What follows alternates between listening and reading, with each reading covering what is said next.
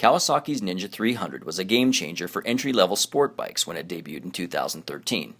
But since then, it hasn't received any significant updates.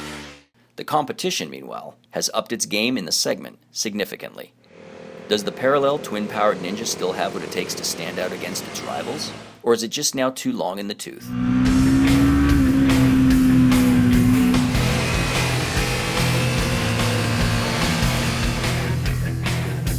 So the Ninja 300, it's the only bike that I've ridden before. I rode a 2013 model, and I really like it.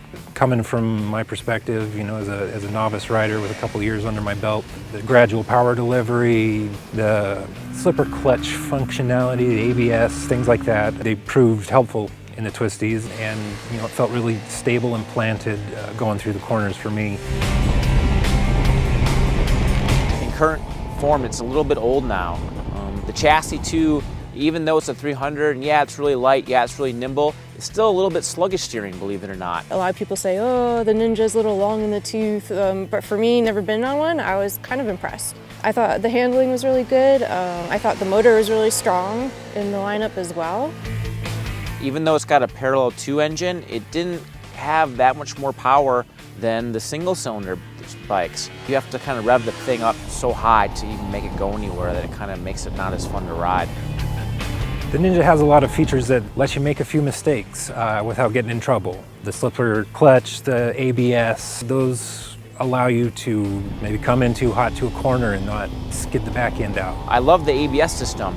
It actually works really good. Today we were riding on a little bit of sketchy surfaces, half wet, half dry, and the ABS really worked great. Like, I couldn't believe how hard you could brake into turns where the asphalt was a little bit wet with some gravel. Like, with the ABS, you could brake really hard. It really, really forgives a rider who's, you know, learning the ropes. I didn't feel that comfortable braking that hard on the bikes that didn't have ABS, so a great feature, but I wish you could turn it off. That's the only real strike against it.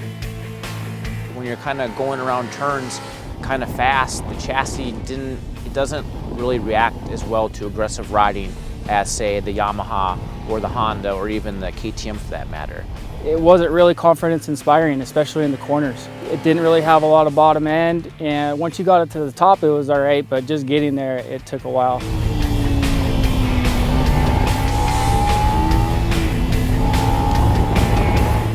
Styling-wise though, I actually like the lines of the Ninja 300R a lot. The color I'm not a big fan of, but the actual styling and like the louvers and the side fairing, it looks really cool. It looks real contemporary and modern. You know, the green and the black of the Kawasaki, I think it looks good. For the longest time, the Ninja 250s looked like they were 80s bikes, well up until like 2008. I was like, no way, I'm gonna get one of these. But they've updated the styling, it's got motor, it's got handling, it's another great bike. While the Kawasaki didn't do anything bad, it didn't stand out in any categories either. It's a racy-looking ride, and its electronic rider aids rated high with our testers, but it's not enough to make up for the Ninja 300's soft bottom end and vague chassis feel. Compared to the newer motorcycles in the segment, Kawasaki has some work to do, and as a result, places 4th overall in our shootout.